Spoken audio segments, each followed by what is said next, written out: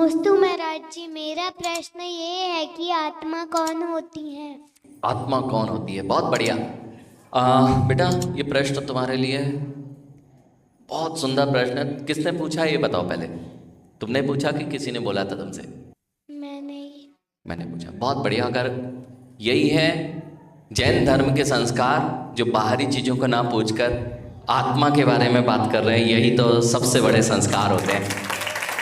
बेटा, आत्मा दिखेगी नहीं, है ना, लेकिन होती है, ये कैसे जानोगे? आत्मा जो अनुभवन करती है, जिसको आपको ठंड लगती है, गर्मी लगती है, अच्छा स्वाद लगता है, ये आपके शरीर को नहीं लगता।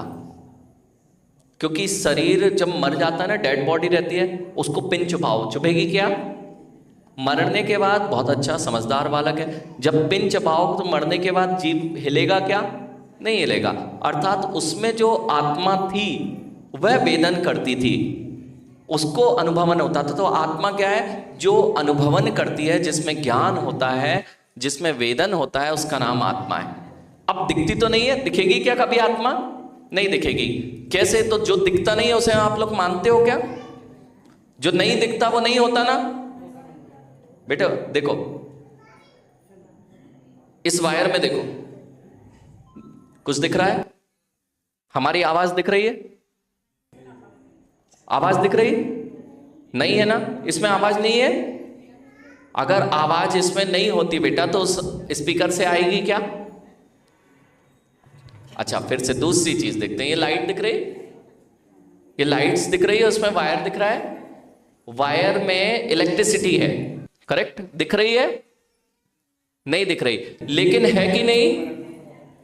क्यों बोला है? कैसे पता चला है? लाइट है, इलेक्ट्रिसिटी है। तेज बोलो, माइक से बोलो। पढ़ने से नहीं, इलेक्ट्रिसिटी। बहुत बढ़िया। उसने जितना जाना उसने बोला, मैंने तो पढ़ा है कि इलेक्ट्रिसिटी होती तब लाइट जलती है, तो उसने पढ़ा था, अभी अनुभव नहीं है। कोई बात नहीं बेटा, लेकिन ये बल्ब कब जलेगा? जब इसमें लाइट होगी तभी जलेगा ना, इलेक्ट्रिसिटी होगी। सब लोग, बड़े लोग सुनते जाना।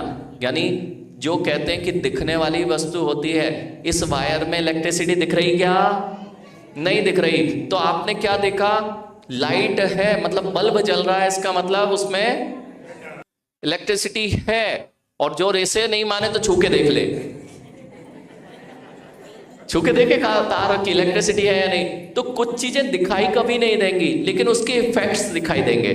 यदि इफेक्ट्स दिख रहे हैं तो हम कहते हैं कि इलेक्ट्रिसिटी है, उसके कार्य दिखाई देंगे। ऐसा ही आत्मा का कार्य देख के हमें पता चलता है कि आत्मा है। उसमें संवेदन होता है, सुख दुख का वेदन होता है, उसके अंदर में बुद्धि होती है। हर चीज का वेदन जो करता है उसका नाम आत्मा है। वह दिखती नहीं है। अब समझ में आया आत्मा कौन है?